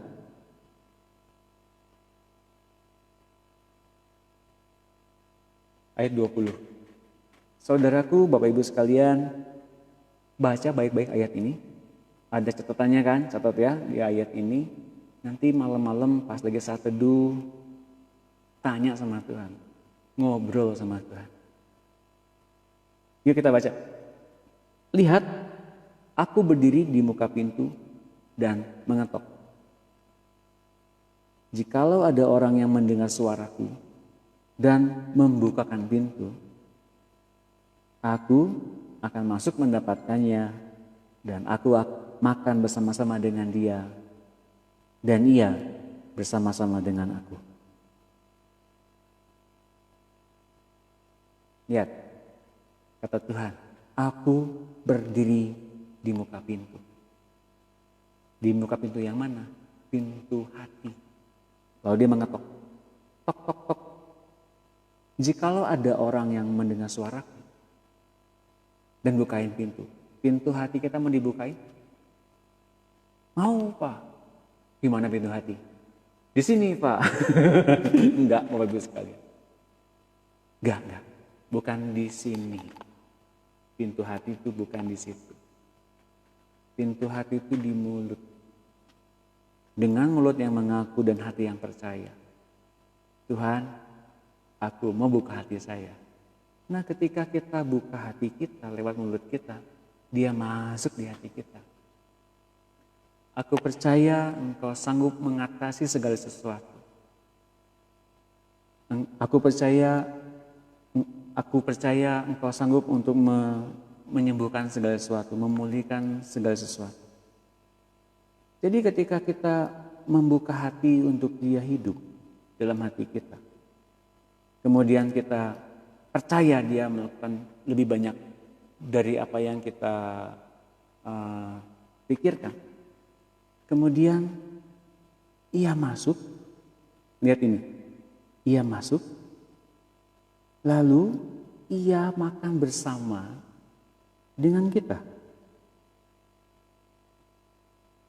Kita bukan sedang makan firman saja, tapi ia makan bersama-sama dengan kita. Mengapa ia makan bersama-sama dengan kita?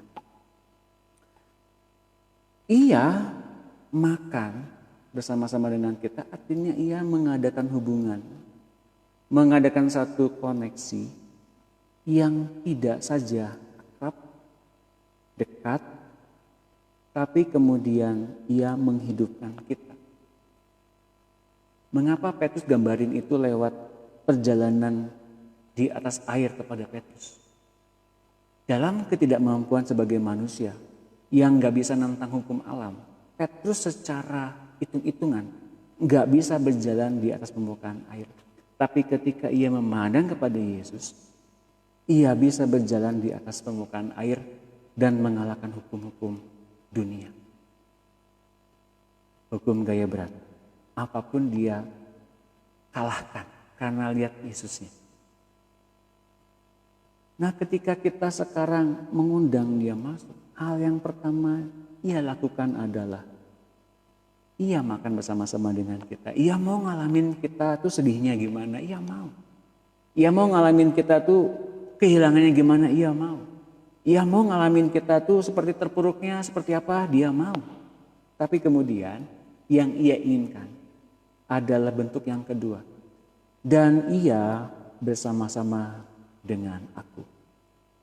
Mengapa dikatakan aku makan bersama dengan dia, dia bersama dengan aku? Kita ngalamin makan bersama-sama dengan Yesus.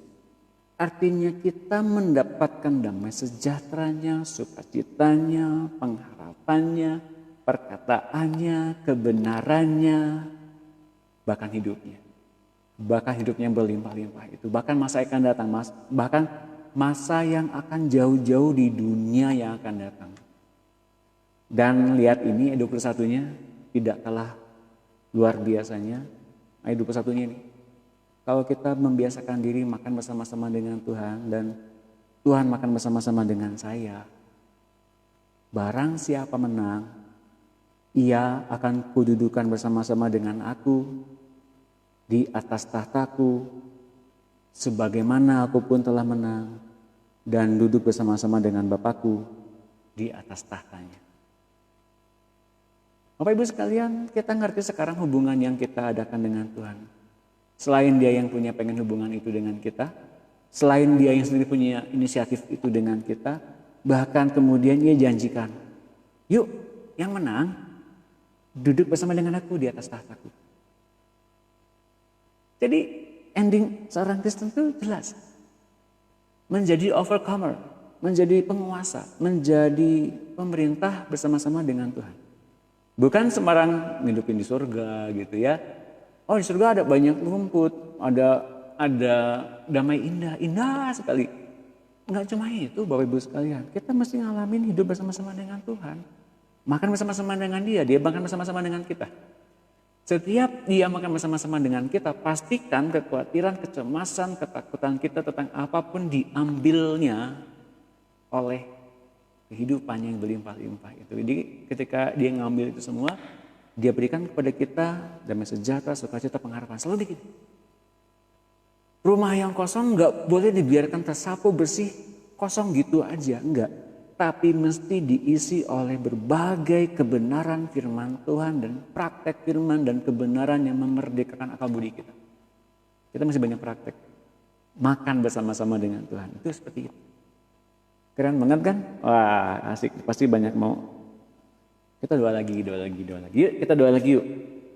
Oke.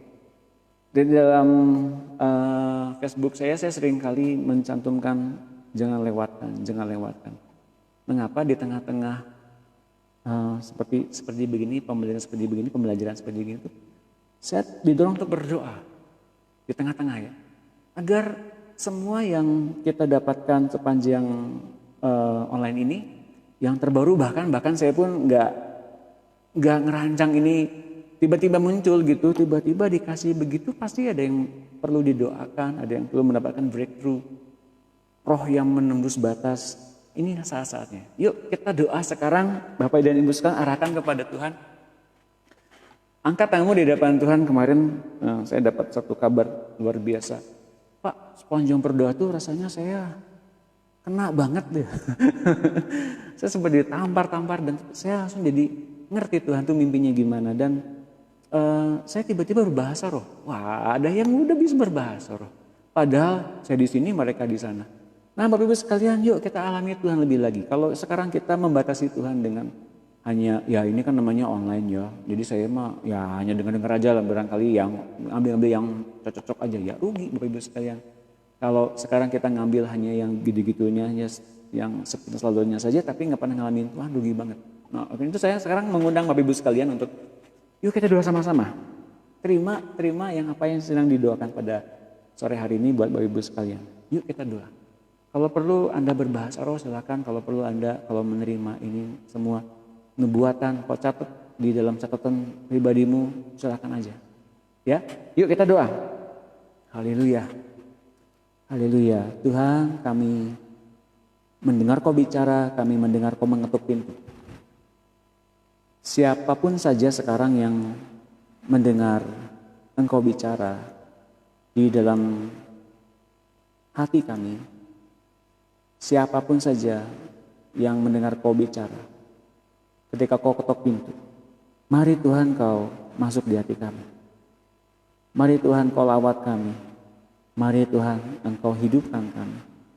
Berikan pada kami hidup-Mu yang berlimpah-limpah itu. Kami mau Tuhan. Ya, siapa saja yang mau sekarang, mau dilawat oleh Tuhan besar-besaran, mari doa bersama-sama dengan saya. Tuhan, Engkau masuk di hati saya. Aku hendak Engkau masuk di hati saya. Saya mendengar Kau mengetuk pintu. Saya percaya Engkau adalah Tuhan. Engkau ada juru selamat yang bisa menyelesaikan segala sesuatu. Engkau adalah Tuhan. Engkau adalah juru selamat. Saya percaya itu. Bahkan Tuhan, Engkau bisa mengalahkan segala-galanya. Masalah-masalah yang sering saya hadapi sekarang ini, Engkau adalah sumber segala sesuatu untuk menyelesaikan masalah-masalah ini. Aku bersyukur Tuhan. Silakan Tuhan, aku mendengar kau bicara, aku membiarkan kau hidup sebagai Tuhan di hati saya dan juga dalam tubuh saya. Aku bersyukur. Sekarang Tuhan, biarlah Engkau makan di hati saya. Engkau ambil semua kekhawatiran, kecemasan, ketakutan, badai hidup yang ada dalam rumah tangga, keluarga, pekerjaan, finansial. Badai hidup ini Kau ambil Tuhan. Dan bersama dengan Kau saya hidup yang berlimpah-limpah. Hidup dengan hidup yang berlimpah-limpah. Meskipun dalam badai, tapi sekarang ada Engkau di situ. Untuk mengangkat saya berjalan di atas permukaan air dan di dalam badai yang menggelora ini. Dalam nama Tuhan Yesus. Yes. Tergenapi dan terjadi dalam kehidupan kami. Yes. Yes, thank you Lord. Thank you Lord. Lawat mereka semua. Lawat. Oleh api. Oleh api Roh Kudus. Yang membuat semua menjadi hidup dengan kekudusan. Hati yang lamanya keluar. Tidak beroperasi lagi. Tapi hati yang baru. Penuh dengan firman dan kebenaran. Penuh dengan perkataan yang menghidupkan. Perkataan yang langsung ditujukan kepada kami semua. Satu persatu. Dan kami mendengarnya dengan jelas. Ini adalah mendengar suara dan tuntunan Tuhan. Kami bersyukur. Yes, terus. Sampai penuh dengan hadirat Allah. Segala kekhawatiran, kecemasan lenyap. Musnah dalam terang Allah. Kami bersyukur. Kami mau tunda ini semua sampai semua beres pelajarannya. Habis pelajaran ini beres, mari Tuhan penuhkan kembali kami dengan kasih-Mu. Kami masih perlu belajar sepanjang 20 menit kemudian ini. Terima kasih Tuhan. Terima kasih Roh Kudus. Oh, you are so sweet, Holy Spirit. Thank you. Thank you, Holy Spirit. Thank you. I love you. We need you. Thank you. Dalam nama Tuhan Yesus, kami mengucap syukur. Haleluya. Amin. Ya.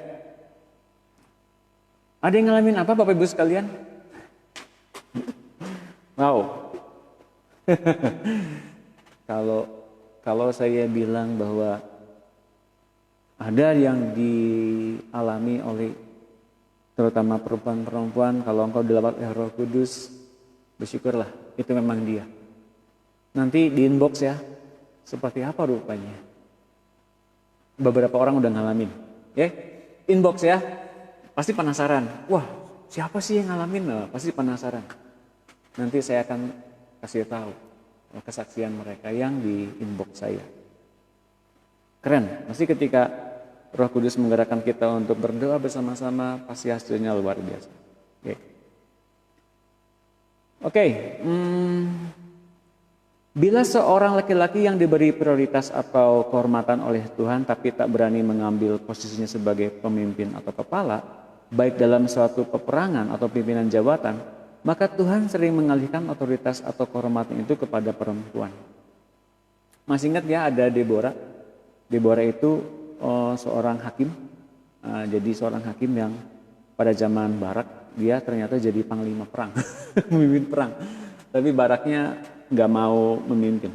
Nah, kalau nggak ada laki-laki yang mempunyai keberanian untuk memimpin peperangan atau memimpin sebagai kepala, atau laki-laki yang nggak mau memimpin jadi orang yang punya otoritas, maka Tuhan akan berikan kesempatan kepada perempuan.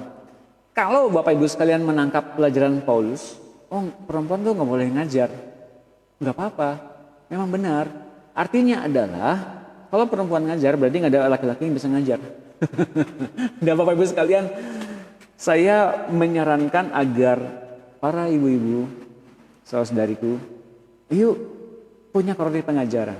Engkau bisa menopang suamimu, kau bisa menopang tubuh Kristus dengan karunia pengajaran yang kau miliki, lalu kemudian membawa banyak orang kepada Allah. Asal lihat ini penudungannya ada. Gitu loh. Kalau ada yang bertanya sama saya, Pak, kalau boleh nggak perempuan ngajar? Boleh. Asal punya penudung. Jadi kalau dia nanti diserang macam-macam, ternyata ada penudungnya. Nggak kena tuh. Pak, jadi yang kena penudungnya? Iya, yang kena penudungnya. Kan penudungnya Tuhan Yesus. Jadi jangan takutlah Bapak Ibu sekalian, semuanya serba tertib kok. Kalau kita betul-betul mengalami ketertiban, kita akan mengalami ketertiban juga loh. Asik. Wow, itu udah ada laporan tuh. Pak, saya nanti inbox ya. Nanti Tuhan, nanti dia akan inbox saya. Penasaran ya? Ayo semua inbox rame-rame. Seperti kemarin-kemarin tuh banyak inbox rame-rame. Wah Pak, saya ngalamin ini Pak, saya ngalamin itu.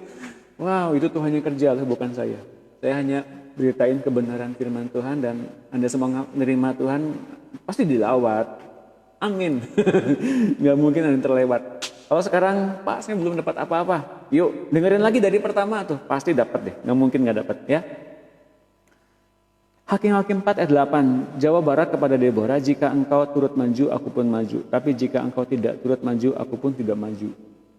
Kata Deborah, baik aku turut, hanya engkau tidak akan mendapat kehormatan dalam perjalanan yang kau lakukan. Ini sebab Tuhan akan menyerahkan Sisera ke dalam tangan seorang perempuan. Lalu Deborah bangun berdiri dan pergi bersama-sama dengan Barak ke Kades. Tapi Yael istri Heber ayat 21 mengambil patok kemah, diambilnya pula palu, mendekatinya diam-diam, lalu dilantaknya lah kalau patok itu masuk ke dalam pelipisnya sampai tembus ke tanah. Sebab ia telah tidur nyenyak karena lelahnya, maka matilah orang itu. Deborah dan Yael. Ini dua tokoh perempuan yang terkemuka, yang Alkitab menuliskan sebagai perempuan yang luar biasa, yang mengambil peran, tanda kutip mengambil peran sebagai seorang laki-laki. Mengambil peran laki-laki dalam peperangan yang membunuh bahkan raja-raja pada masa itu. Jelas ya Bapak Ibu sekalian, sekarang kita akan bahas suami adalah tudung bagi wanita. Nah ini ada Pak Yosi ini. Wah ini Bapak dan Ibu sekalian, ini perkenalkan Pak Yosia ini adalah pemimpin rohani saya banyak belajar dari beliau. Silahkan perkenalkan Pak Yosi ini para ibu-ibu yang akan menjadi pembangun kerajaan Allah lewat online. Ada yang dari Belgia, Amerika, ada yang dari Ambon, Papua, Sorong, ada yang dari Malaysia, ada yang dari Denpasar, Bali, ada yang dari Medan. Semua tumplak-blak di sini untuk dengar firman Tuhan. Dan banyak kesaksian-kesaksiannya loh Pak. Mereka nanti akan inbox saya kesaksian-kesaksiannya. Udah banyak ngalamin hatinya Tuhan. Wow, keren banget. Tepuk tangan buat Tuhan. Oke lagi. Tugas seorang suami adalah menjadi kepala, pelindung dan juru selamat untuk istrinya. Itu alasan mengapa seorang istri harus tunduk kepada suaminya seperti kepada Tuhan. Namun suami itu harus menempatkan dirinya sebagai seorang yang layak bagi tugas yang Tuhan berikan itu dan mengasihi istrinya. Jadi suami harus mengambil peran sebagai orang yang layak bagi tugas yang Tuhan berikan. Menjadi kepala. Kalau hanya sebagai kepala, kamu mesti tunduk, saya kepala kamu tahu, kamu mesti mengasihi saya tahu, nah gitu. Itu enggak betul, itu enggak tertib. Efesus 5:22. Hai istri, tunduklah kepada suamimu seperti kepada Tuhan, karena suami adalah kepala istri sama seperti Kristus adalah kepala jemaat. Dialah yang menyelamatkan tubuh. Karena itu sebagaimana jemaat tunduk kepada Kristus, demikian jugalah istri kepada suami dalam segala sesuatu. Hai suami, kasihilah istrimu sebagaimana Kristus telah mengasihi jemaat dan telah menyerahkan dirinya baginya. Dari situ saya membagikan pernikahan rumah tangga itu always giving. Hai suami, kasihilah istrimu sebagaimana Kristus telah mengasihi jemaat dan telah menyerahkan dirinya baginya. Yesus saja menyerahkan dirinya bagi jemaat. Artinya Yesus mempraktekkan bagaimana ia mengasihi jemaat. Ia punya inisiatif kepada jemaat. Oke? Untuk menguduskannya. Nah, kalau kita mempunyai submission, Kalau kemudian kita mengasihi jemaat, maka jemaat bukan menjadi jemaat yang lepas kendali, bukan, atau seperti kacang lupa kulitnya, bukan, tapi jemaat kemudian bisa dikuduskan. Ada alasan mengapa kita menyerahkan diri bagi orang yang kita kasih, kemudian orang tersebut ternyata bukan menjadi orang yang lupa darat, bukan. Tapi kemudian ada alasan bagi orang yang memberikan kasih yang berinisiatif itu adalah orang yang bisa menguduskan orang yang dikasihinya. Menarik ya? Kita pikir kita khawatir nanti kalau orang yang kita kasih meskipun orang itu nggak layak, orang itu akan mencemooh kita, akan menginjak-injak kita. Tidak, ternyata. Ada alasan di balik itu agar kita bisa menguduskan orang yang kita kasih itu. Amin ya. Sesudah ia menyucikannya dengan memandikannya dengan air dan firman. Dalam terjemahnya dengan air yaitu firman. Terjemahnya gitu. Supaya dengan demikian ia menempatkan jemaat di hadapan dirinya dengan cemerlang tanpa cacat atau kerut atau yang serupa itu, tetapi supaya jemaat kudus dan tidak bercela.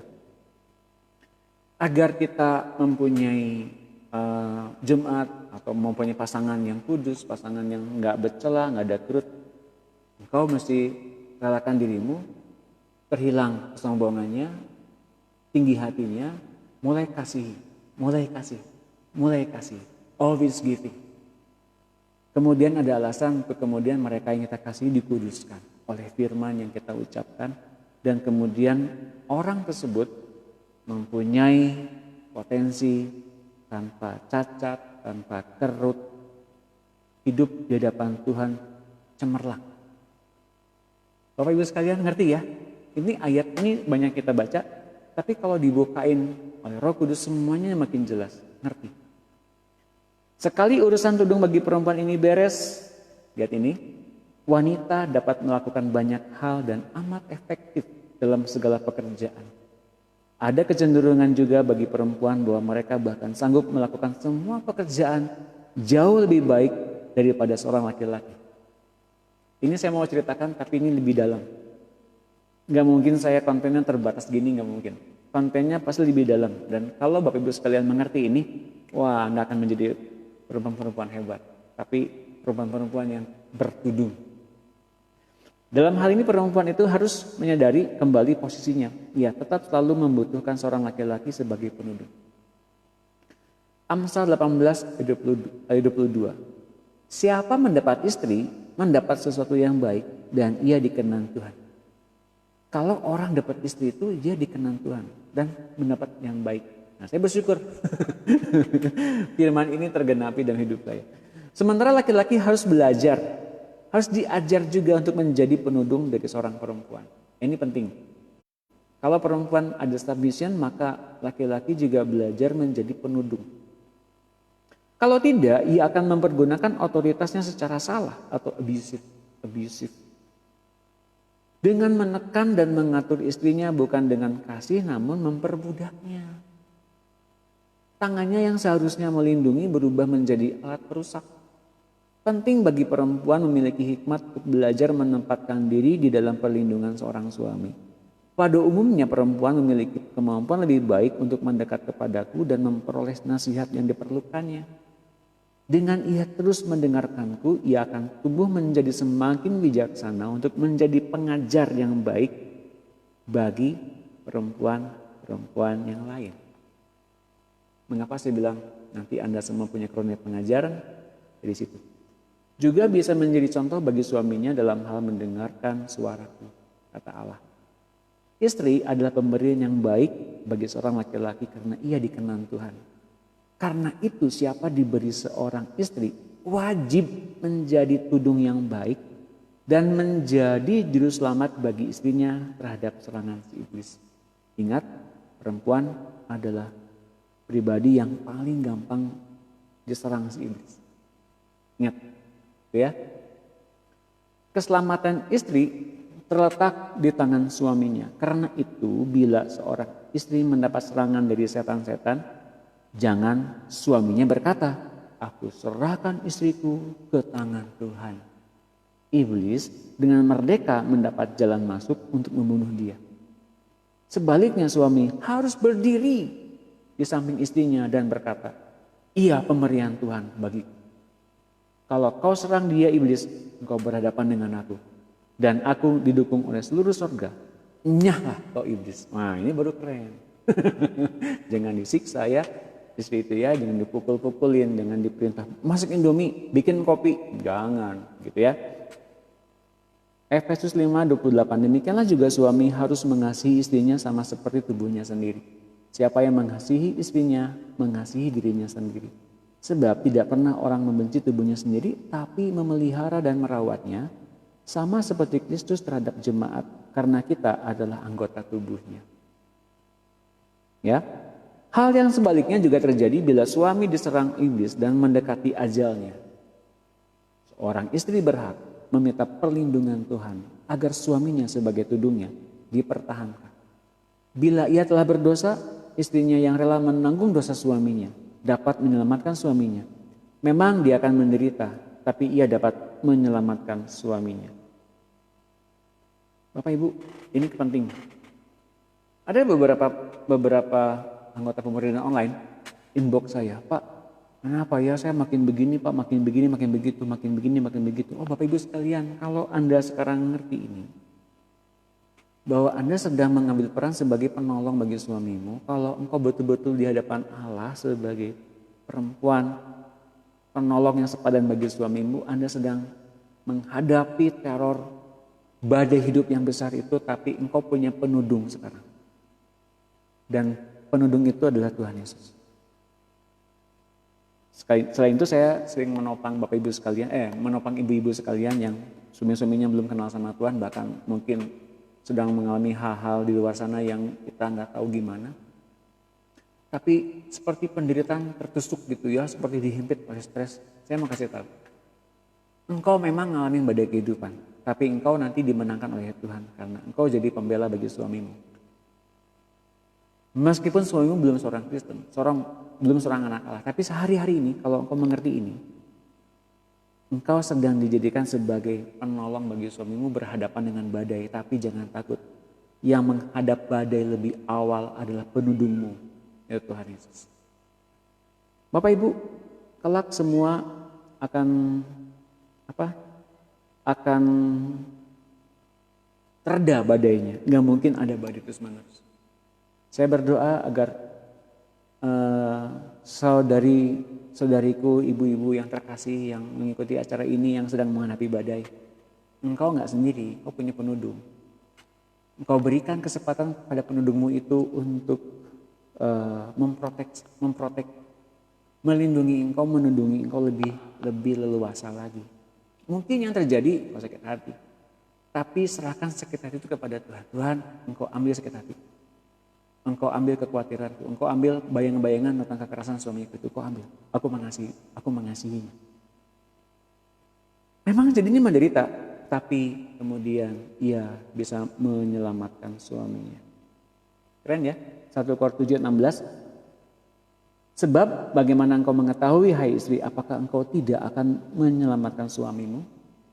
Atau bagaimana engkau mengetahui, hai suami, apakah engkau tidak akan menyelamatkan istrimu?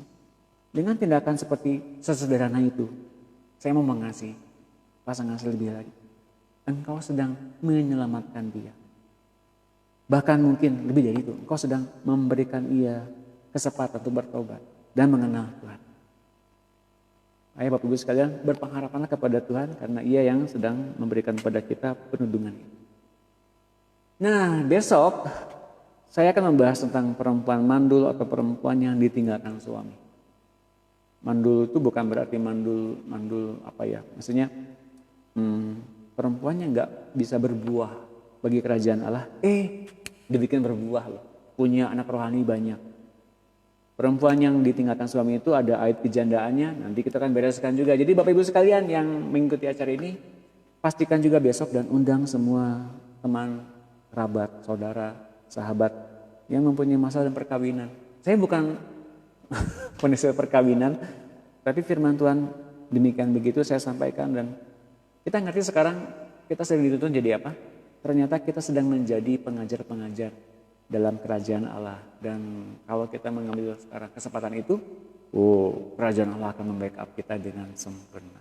Baik, kita akan akhiri acara ini. Jangan lupa besok jam 17 WIB kita akan teruskan tentang perempuan bertudung ini. Jangan lupa ikut ya, gabung terus. Yuk kita doa.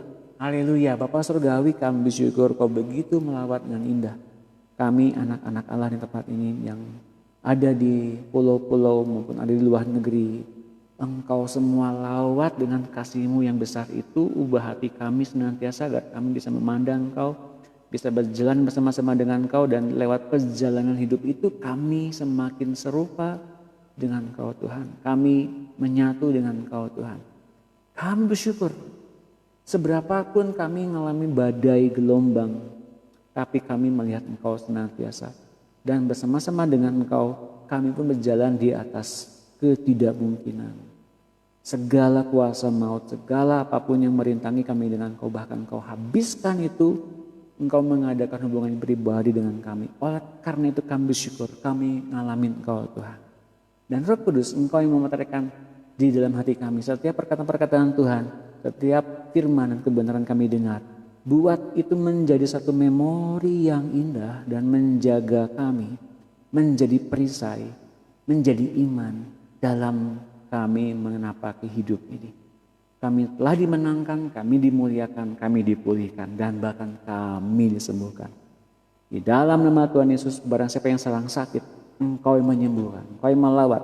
Siapa yang berbeban berat, Kau lepaskan beban-beban berat ini, berikan pada mereka kelegaan. Karena di dalam Roh-Mu Tuhan, ada kemerdekaan, ada sukacita yang melepaskan. Kami bersyukur kami punya Tuhan seperti Engkau, Allah yang dahsyat. Terima kasih Tuhan, terima kasih. Engkau lawat kembali habis acara ini. Silahkan Engkau lawat kembali dengan hati-Mu Tuhan, dengan kuasa-Mu, dengan hadirat-Mu, dengan kepenuhan-Mu, dengan mujizat-Mu. Engkau lawat dan mereka ngalamin pribadi-Mu yang sungguhnya. Lepas dari ritual, lepas dari agamawi manapun, kami ngalamin Engkau, Allah yang hidup, Tuhan kami, Yesus Kristus namanya. Kami bersyukur. Haleluya. Amin. Wow, keren. Bapak Ibu sekalian, terima kasih ya sudah bergabung dengan saya. Biarlah kiranya kita senantiasa memberikan kesaksian yang terbaik dan kita mengalami betul-betul terobosan bersama-sama lewat acara ini dan memberkati Bapak Ibu sekalian di tempat-tempat di kota-kota Bapak Ibu menjadi orang-orang yang memancarkan kemuliaan Tuhan dimanapun Bapak Ibu sekalian tempatkan. Terima kasih sekali lagi. Tuhan memberkati. Selamat malam. Tuhan memberkati.